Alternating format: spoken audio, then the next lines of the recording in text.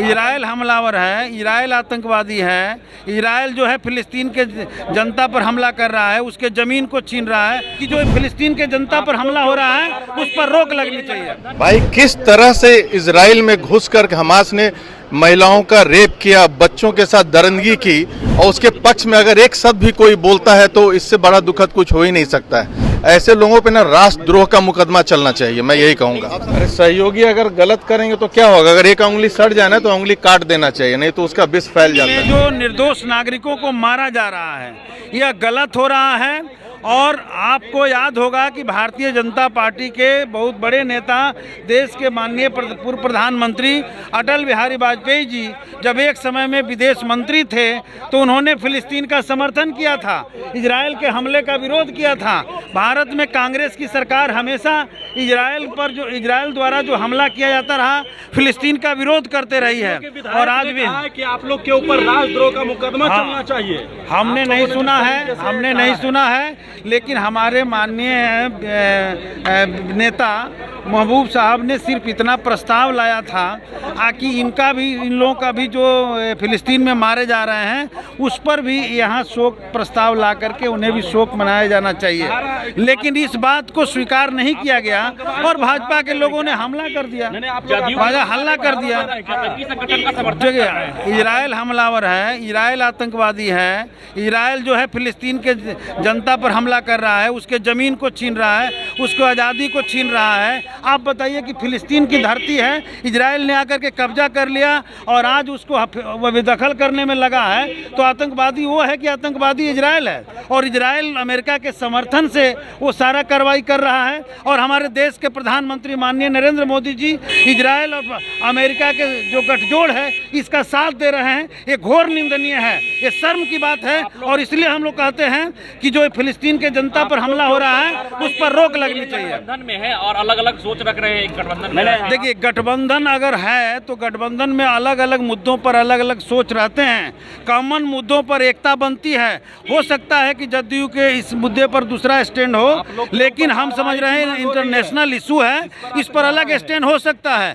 कई मुद्दों पर हमारे गठबंधन के अंदर भी अलग अलग स्टैंड हो सकते हैं। इस पर हमारी पार्टी का स्टैंड अलग है, गठबंधन के अन्य पार्टियों का स्टैंड अलग हो सकता है। ये कोई मसला है ही नहीं। कार्रवाई की बात कर रही है आप लोगों पर। कार्रवाई की बात अगर कहा है तो हम समझ रहे हैं उनका अपना स्टैंड व्यक्त किया है, हम अपने स्टैंड पर कायम हैं और इस पर गठबंधन के जो बैठक होगी उसमें बातचीत होगी। ये कौन चिंता का विषय है? किसी मुद्दे पर अलग राय हो सकती है, ये राय अलग होना कोई गलत नहीं। विधायक संजीव जी, आज सदन के अंदर माले ने जो भी किया, माले के विधायकों ने क्या कहेंगे हमास को लेकर? मैं तो बोला कि ये अत्यंत दुखद है, इससे दुखद कुछ हो ही नहीं सकता है। भाई किस तरह से इजराइल में घुसकर हमास ने महिलाओं का रेप किया, बच्चों के साथ दरिंदगी की, और उसके पक्ष में अगर एक शब्द भी कोई बोलता है तो इससे बड़ा दुखद कुछ हो ही नहीं सकता है। ऐसे लोगों पे ना राष्ट्रद्रोह का मुकदमा चलना चाहिए, मैं यही कहूंगा। आप सत्ताधारी दल के विधायक हैं, आप सत्ताधारी दल के विधायक और आपके गठबंधन के सहयोगी भी हैं। अरे सहयोगी अगर गलत करेंगे तो क्या होगा? अगर एक उंगली सड़ जाए ना तो उंगली काट देना चाहिए, नहीं तो उसका विष फैल जाता है। तो आप क्या समझे? आगे क्या चाहते हैं? आगे ऐसे विधायकों पे कार्रवाई मैं चाहता हूं जो ऐसी बात बोल रहे हैं, जो आतंकवादी संगठन को बढ़ावा देने का काम कर रहे हैं। ये अपनी जिम्मेदारी को भूल गए हैं।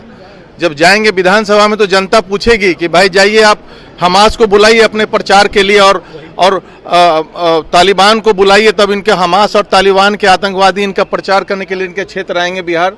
तो वही डिजर्व करते हैं ऐसे लोग। ये सब खुद आतंकवादी मेंटेलिटी के लोग हैं जो आतंकवादियों का साथ दे रहे हैं, घोर विरोध करते हैं। अरे इन पे जनता भी इनके पर कार्रवाई करेगी। वोट के समय इनको पता चलेगा कि ये क्या कैसी बात कर रहे हैं। ये एकदम चलना चाहिए, हमारे हिसाब से तो चलना चाहिए ऐसे लोगों पे जो हमास की बात कर रहे हैं। भाई किस तरह से आतंकियों ने बर्बरतापूर्ण हत्याएं की हैं वहां पे, आप सब लोग देख रहे हैं। कैसे खींच करके बाइक से नंगा करके महिलाओं का मर्डर किया गया, बच्चों के साथ रेप किया गया। वैसे लोगों का अगर आप बड़ाई कर रहे तो इससे दुखद कुछ है ही नहीं। मतलब बहुत ही दुखद घटना है ये आज का विधानसभा में जो हुआ। मैं तो बोल रहा हूँ मैं जितने लोग समर्थन में हैं यहाँ पे मैं सबका टिकट प्लेन का कटवाने के लिए तैयार हूं। इनको गाजा पट्टी भेजा जाए और वहीं पे जा करके शोक सभा करें हमास के जो आतंकवादी मर रहे हैं, अब्दुल्ला, हिजबुल्ला, ये सब के उन लोगों के साथ इन लोगों को बैठा देना चाहिए, ऐसे लोगों को। क्या आप अपने माता पिता बनने का इंतजार कर रहे हैं? ओएसिस फर्टिलिटी ने लगभग 90,000 जोड़ों के जीवन में खुशियां भर दी हैं। आज ही 8929755101 पर कॉल करें। ओएसिस फर्टिलिटी के कम लागत वाले IVF उपचार की सहायता से अपना सपना पूरा करें और सभी को खुशखबरी दें। पैनोरमा ग्रुप, जो सोचता है वो करता है। ये लो, मुंह मीठा करो। आज मैंने अपना जॉब छोड़ दिया, अब हम पूर्णिया वापस जाएंगे।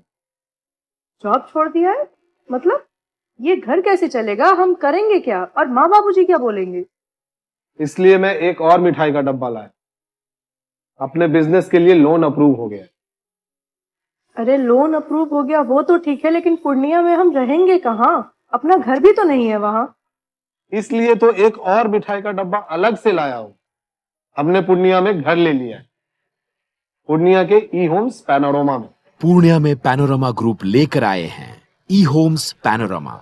बड़ा घर, आलीशान जिंदगी और अत्याधुनिक सुविधाओं के संग। अरे अब क्यों मुंह मीठा करवा रही हो? क्योंकि हम घर वापसी जो कर रहे हैं। घर वापसी की खुशी पूर्णिया में ई होम्स पैनोरमा के संग। E homes panorama, luxurious lifestyle redefined.